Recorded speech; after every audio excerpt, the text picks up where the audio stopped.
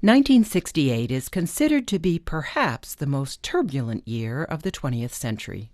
The events within these 12 months continue to shape and define our world today, yet in the midst of this national and indeed worldwide upheaval, the Methodist and the Evangelical United Brethren churches met at the Uniting Conference in Dallas to complete their union.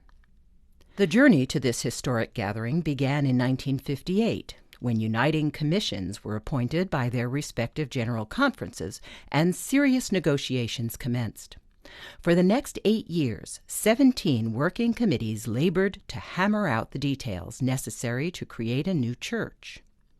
In 1966, the general conferences of the two churches gathered in adjoining ballrooms at the Conrad Hilton Hotel in Chicago to hear the reports of the Joint Commission.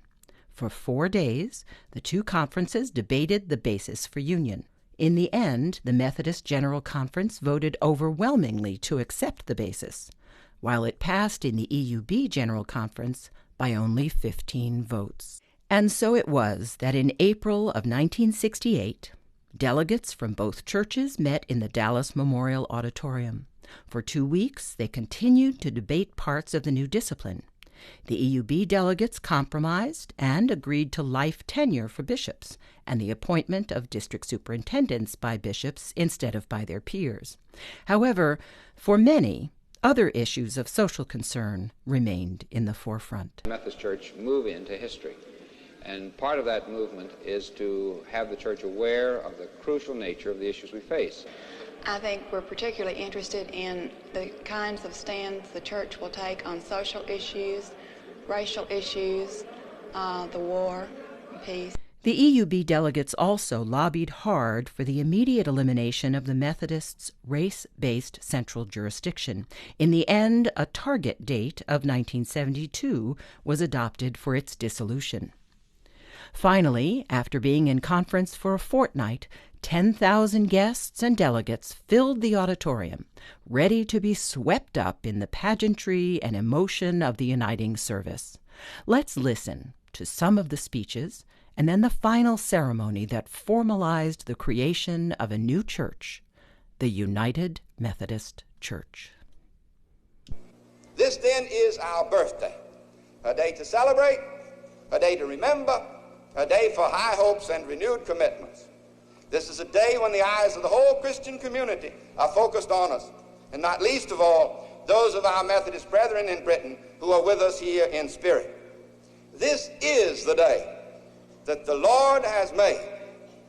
Let us really rejoice and be glad in it.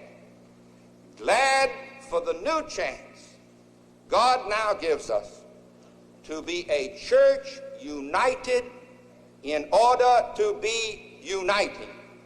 A church repentant in order to be a church redemptive. A church cruciform in order to manifest God's triumphant agony for mankind.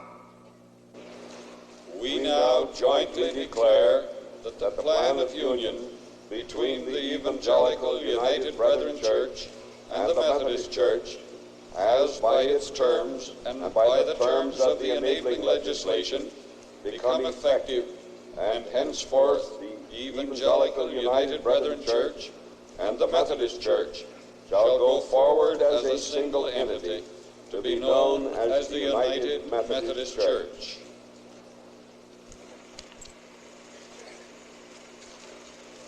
Lord of the Church, we are united in Thee, in Thy Church, and now in the United Methodist Church. Amen.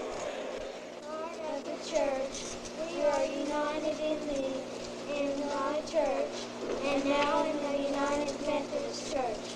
Amen. Lord of the Church, we are united in Thee, in Thy Church, and now in the United Methodist Church. Amen. Lord of the Church, we are united in Thee, in Thy Church,